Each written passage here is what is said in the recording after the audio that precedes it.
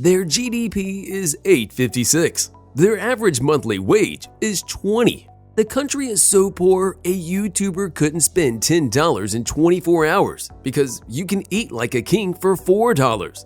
And if you like luxury, the most expensive hotel room in the entire country cost only $800 per night. We're talking about presidential suite, breakfast, pool, gym, restaurant, everything.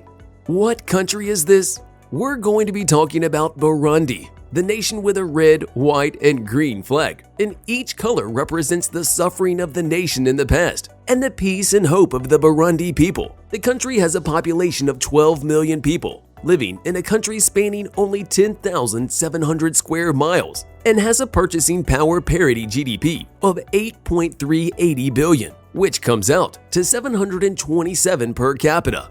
Their nominal GDP is much lower, standing at 310 per capita. Burundi ranks the lowest on the HDI, or Human Development Index. This index tracks life expectancy, income indicators, and education. And out of all the countries in the world, Burundi holds the 187th spot, which is one of the worst in the world. There's rampant corruption, children are dying of starvation, and they have to work at least 12 hours a day if they ever hope to earn a living. So we ask the following question: why? Why is Burundi the poorest country in the world? Why is the standard of living in Burundi nearly the same as the standard of living in North Korea?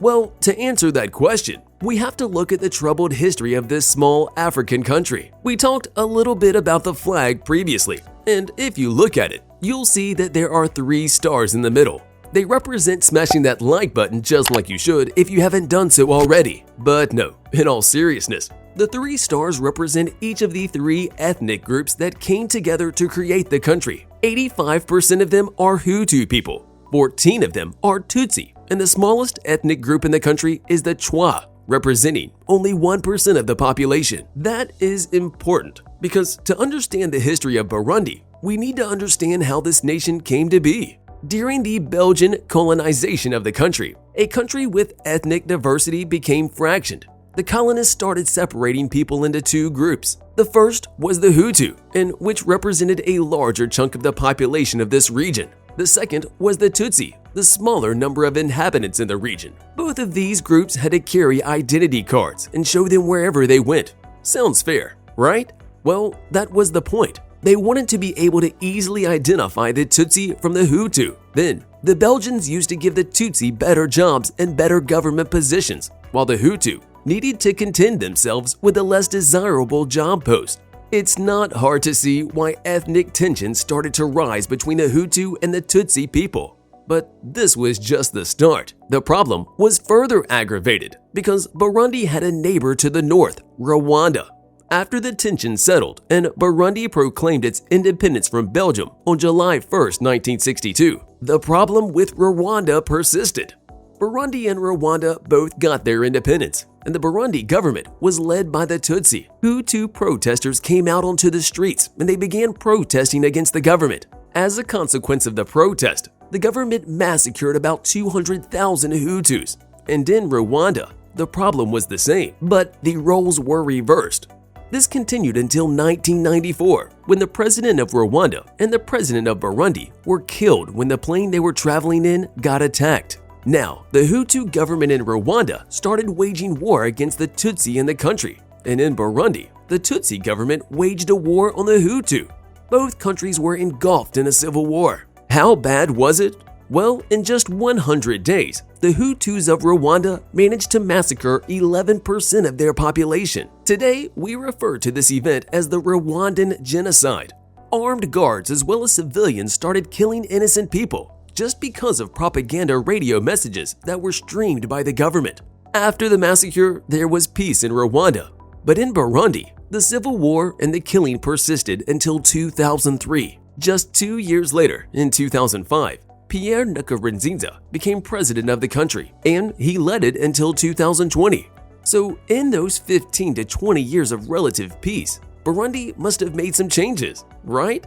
Not really. The country has practically no natural resources, so the main source of income and the main source of food for 9 out of every 10 Burundians is agriculture. The majority of the people live in extreme poverty, and we can't stress enough how terrible the situation is in Burundi. For example, in most of the sub-Saharan countries in Africa, people face food insecurity daily. In Burundi, the problem with food insecurity is almost double. As if that wasn't enough, the lack of infrastructure leaves people living in rural areas.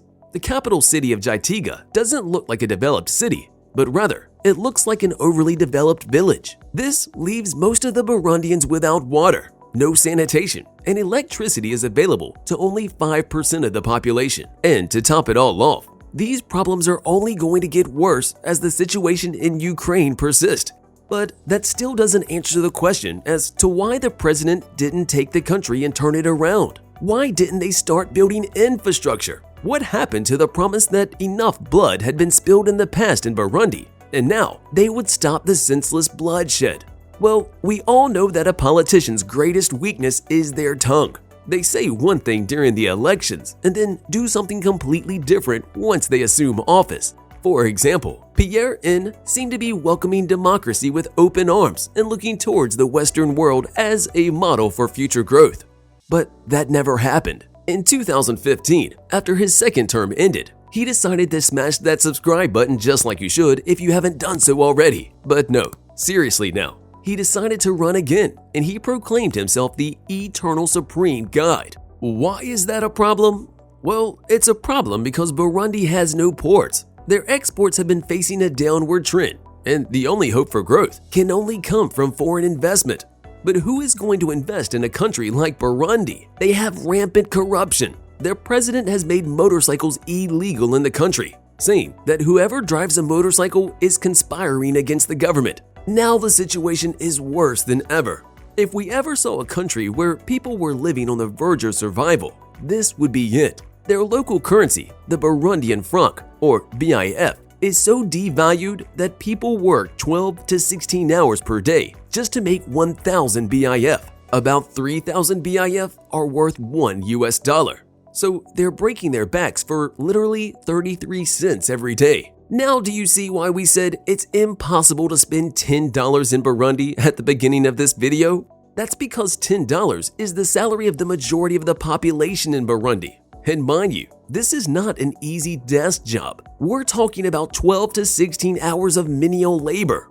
People plowing the fields, cutting grass, and digging cassava roots that they would later grind into flour. It's not uncommon for the average worker to travel 20 miles one way to work just to earn 1,000 BIF, or 33 cents. Children are in a similar situation. Even though education is free in Burundi, the children have to walk 1 hour to school and 1 hour back from school. That's the average commute. Some need to walk for 2 hours just to get to school. Each family has approximately 6 children, and most people don't care about money. They are plowing the field and are producing barely enough to sustain themselves. They cannot hope to sell what they're making because they can barely feed their families. The future of Burundi might look bleak, but there's hope that the future leaders of the country will take it out of poverty and set it on the right path to prosperity. After all, Rwanda seems to be doing it, although that's a topic for a different video. See you in the next video.